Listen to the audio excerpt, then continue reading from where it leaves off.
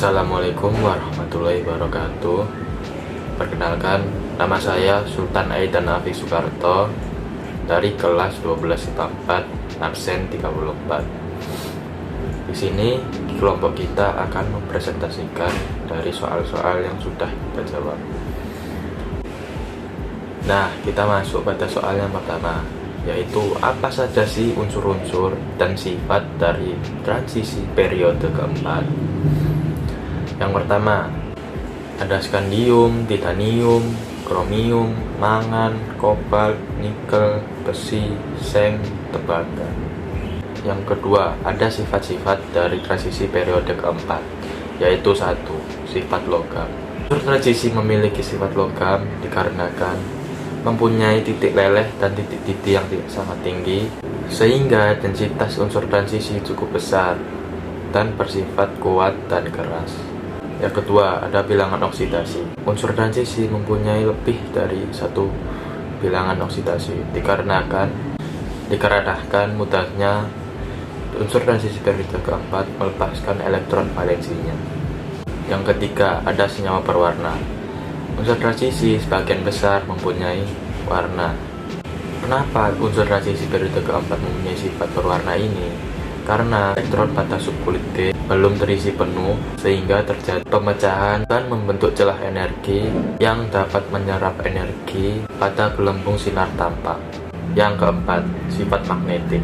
Unsur transisi periode keempat ini mempunyai 3 golongan sifat magnetik. Yang pertama, ada diamagnetik, yaitu sifat yang menolak unsur magnet. Contohnya pada transisi periode keempat yaitu seng. Yang kedua, ada sifat paramagnetik, yaitu sifat sedikit menarik medan magnet. Contohnya skandium. Yang ketiga, ada ferromagnetik, yang sifatnya bisa menarik sangat kuat pada medan magnet. Contohnya besi. Yang kelima, ada ion kompleks.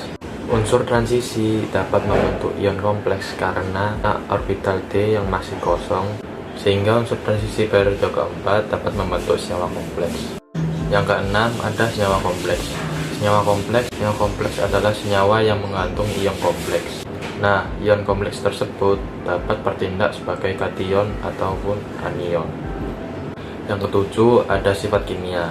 Selain sifat-sifat fisik, unsur-unsur transisi periode keempat juga memiliki sifat kimia, yaitu kereaktifan dan kelarutan. Mengapa titik leleh dan titik didih logam-logam transisi yang lebih tinggi daripada alkali dan alkali tanah?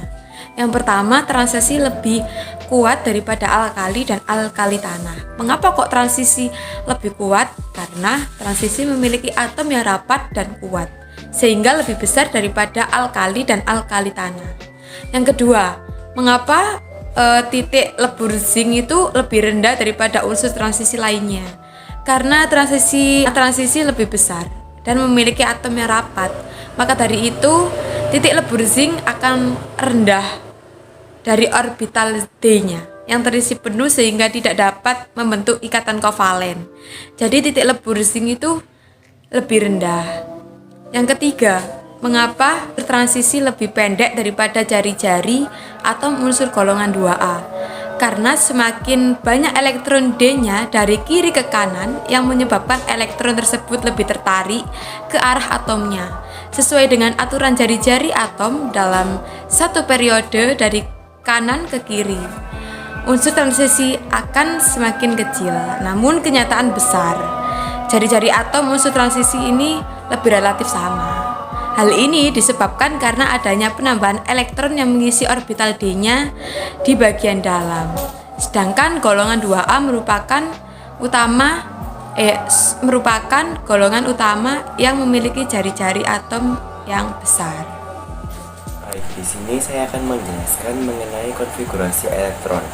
Nah, konfigurasi atom pertama ini saya akan menjelaskan mengenai konfigurasi elektron dari Bohr-Bury. Bohr-Bury mengatakan bahwa elektron itu mengelilingi inti pada jalur lintas tertentu. Dimulai dengan inti, yaitu kulit pertama, kulit K, dan seterusnya seperti kulit L, kulit M, dan kulit N. Jumlah elektron maksimum tiap kulit yaitu mempunyai rumus 2n². kulit K, kulit pertama berarti 2, 1 kuadrat sama dengan 2. Kulit L atau kulit kedua ya, seperti 2 dikalikan 2 kuadrat seperti 8. Terus kulit M sama dengan kulit ketiga menjadi 2 dikali 3 kuadrat sama dengan 18 dan seterusnya. Selain itu kita masuk pada contoh ya. Saya mempunyai unsur dengan nomor atom 12, maka konfigurasi elektronnya yaitu 2, 8, dan 2. 2 ini sebagai elektron valensi, di mana ia penunjuk sebagai golongan. Selain itu, saya mempunyai unsur dengan nomor atom 20, maka konfigurasinya yaitu 2, 8, 8, 2, di mana 2 tersebut sebagai elektron valensi dan elektron valensi di sini penunjuk sebagai golongan. Selain konfigurasi elektron menurut Burbury, ada juga konfigurasi elektron berdasarkan teori atom mekanika kuantum, di mana ia mempunyai 3 aturan utama, yaitu prinsip Aufbau, larangan Pauli, dan aturan Hahn. Di mana prinsip Aufbau yaitu pengisian elektron pada orbital dimulai dari subkulit dari tingkat rendah ke tingkat yang lebih tinggi. Selanjutnya ada larangan Pauli. Larangan Pauli yaitu elektron-elektron tidak boleh memiliki keempat bilangan kuantum yang sama. Ada juga aturan Hahn yang mengatakan pengisian orbital dengan tingkat energi yang sama. Kulit terdiri dari subkulit, di mana subkulit ada S, P, D, dan F. Di mana S ini mempunyai maksimal 2 elektron, P 6 elektron, D 10 elektron, dan F 14 elektron. Baik, di sini saya akan mempunyai contoh konfigurasi elektron menurut aturan asas Aufbau. Yang pertama, saya mempunyai unsur dengan nomor atom 24, yaitu kromium. Yang pertama ada 1s2, 2s2, 2p6, 3s2, 2. Baik, saya di sini akan memberikan contoh konfigurasi elektron menurut aturan asas Aufbau dengan suatu unsur nomor atomnya 24, yaitu Cr, di mana konfigurasi elektronnya yaitu 1s2, 2s2, 2p6, 3s2, 3p6, 4s2, dan 3d4.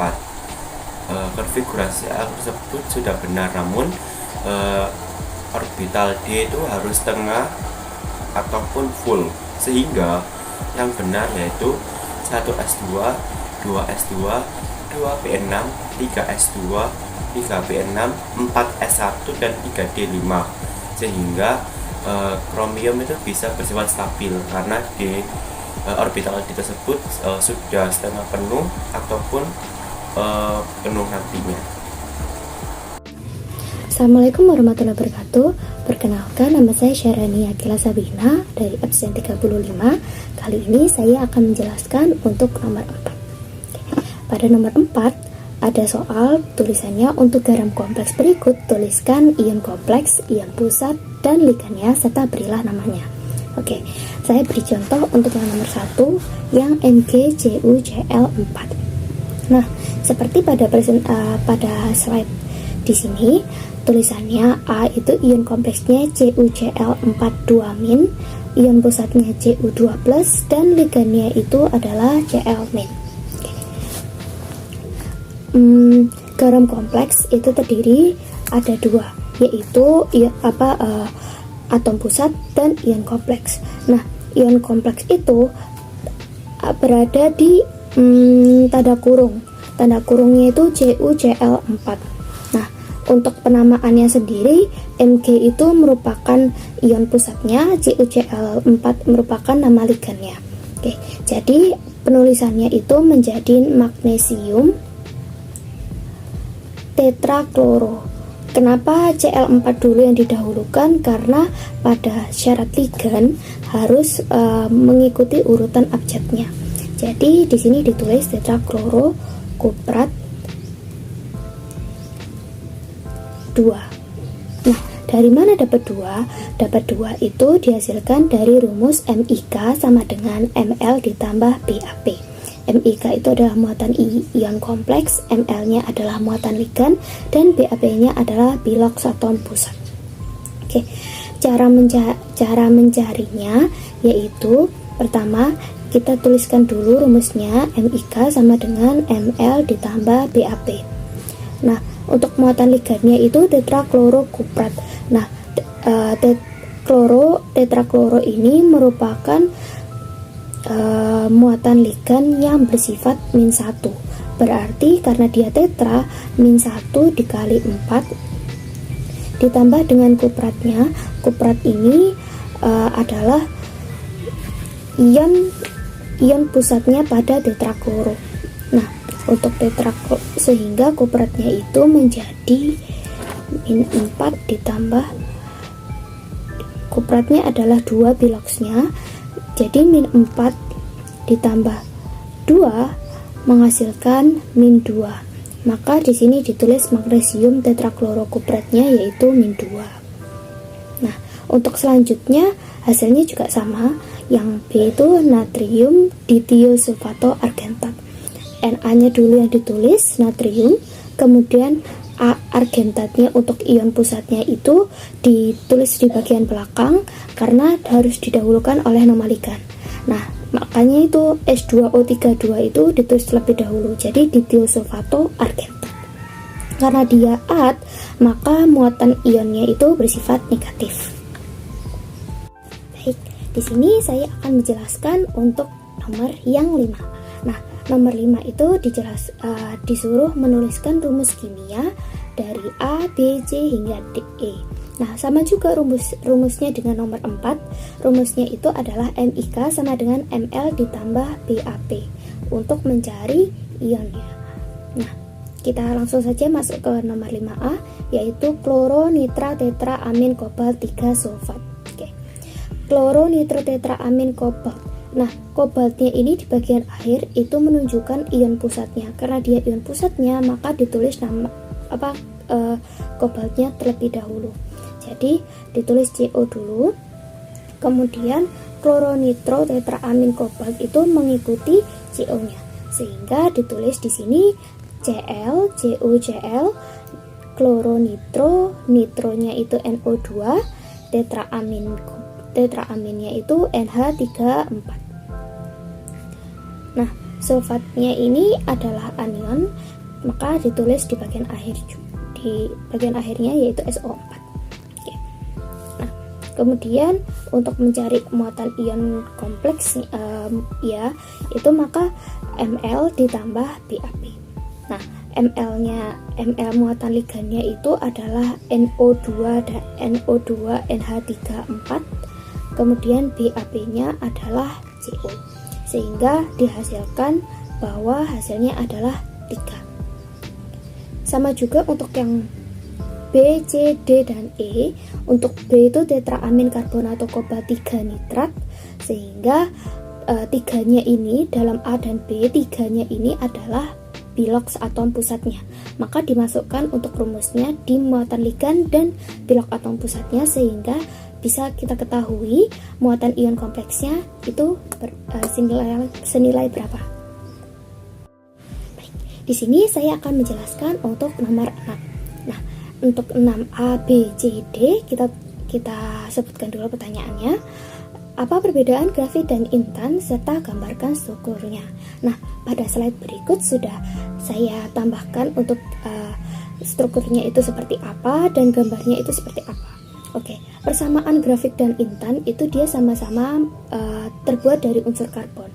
Namun karena strukturnya seperti itu, seperti pada gambar itu, sehingga kita dapat mengetahui bahwa intan itu strukturnya itu jauh lebih kuat daripada grafit. Dan intan termasuk struktur yang mengandung unsur karbon, memiliki sifat yang paling keras dan paling kuat. Sebaliknya dengan grafit itu mengandung unsur karbon, namun bahannya itu paling rapuh dan lemah. Oke, kemudian untuk yang B, pembuatan H2SO4 menurut proses kontak dan proses kamar timbal serta tuliskan reaksinya. Oke, untuk proses kontak ini memiliki rumus kimia 2SO2 plus O2 menghasilkan 2SO3. Nah, proses kontak ini dimulai dari pelelehan sulfur menjadi SO2, kemudian dikonversikan menjadi SO3 dengan katalis Fe2H5, kemudian terakhir direaksikan dengan H2O atau air. Untuk proses timbalnya yaitu prosesnya dimulai dari mengalirkan gas SO2, NO2 dan uap air ke dalam ruang timbal, kemudian dipanggang dan dialirkan, kemudian bersatu bersama asam nitrat diurai menjadi NO dan NO2 sehingga menghasilkan SO2. Kemudian untuk 6C, sebutkan perbedaan besi dan baja.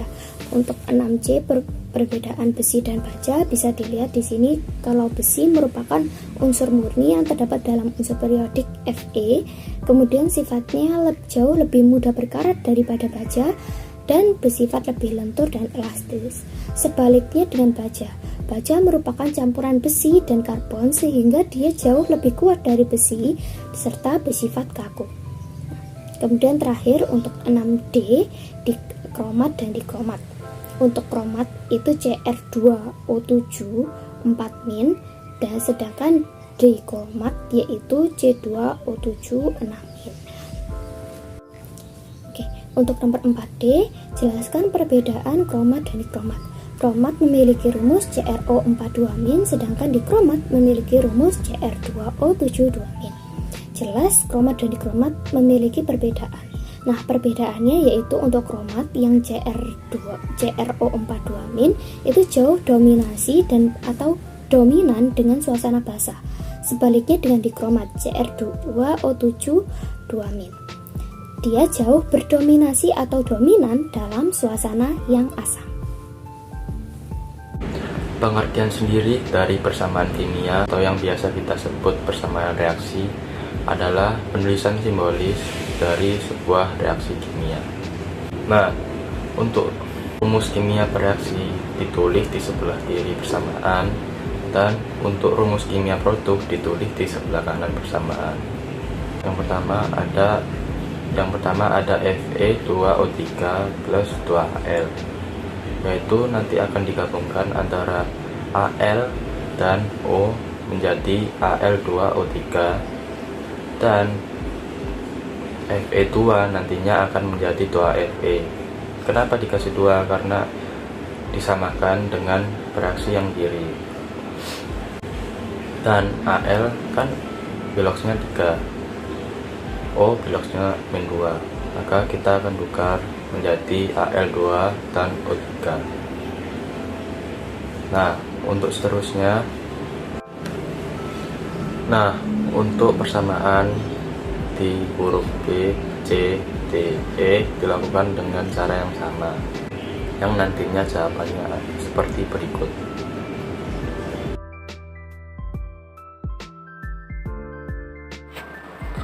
Perkenalkan, nama saya Yuki Prasetya Putra dari absen 36.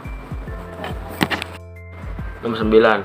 Misalkan terjadi suatu kebakaran di suatu tempat yang banyak berhubungan dengan listrik, dan di tempat tersebut tersedia dua jenis alat pemadam kebakaran, yaitu air dan karbon dioksida. Jika kalian harus memilih salah satu dari alat tersebut, maka jenis mana yang harus dipilih dan berikan alasannya.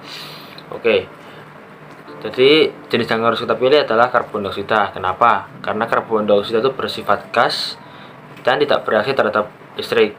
Jadi karbon dioksida ini juga tidak memiliki residu dan tidak merusak barang-barang yang ada di sekitar, sehingga sangat aman digunakan untuk memadamkan api di mana kebakaran tersebut banyak berhubungan dengan listrik. Lalu kenapa kita tidak memilih air? Karena air itu bersifat elektrolit yang akan berpengaruh terhadap listrik. Jadi jika kita menggunakan air untuk memadamkan kebakaran di mana kebakaran tersebut banyak berhubungan dengan listrik, maka yang terjadi adalah air tersebut akan bereaksi dengan listrik sehingga akan menyebabkan ledakan baru yang akan mengakibatkan kebakaran semakin parah. Lalu soal nomor 10, Bahan tambang merupakan sumber daya alam yang memiliki nilai ekonomi tinggi, namun dapat juga merugikan manusia. Kenapa demikian?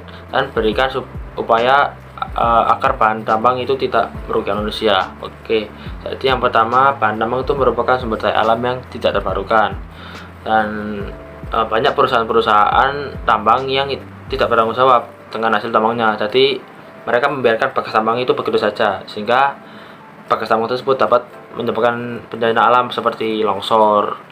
Lalu mereka juga membuang limbah-limbah tambang ke sungai sekitar, sehingga akan menyebabkan pencemaran air bersih pada warga dan juga menyebabkan banjir. Lalu bagaimana upaya kita untuk mencegah hal tersebut? Jadi yang pertama, kita harus memastikan setiap perusahaan-perusahaan tambang itu harus memiliki izin dari pemerintah setempat. Lalu mereka juga harus melakukan monitoring di lingkungan sekitar, apakah efektif untuk ditambang atau tidak.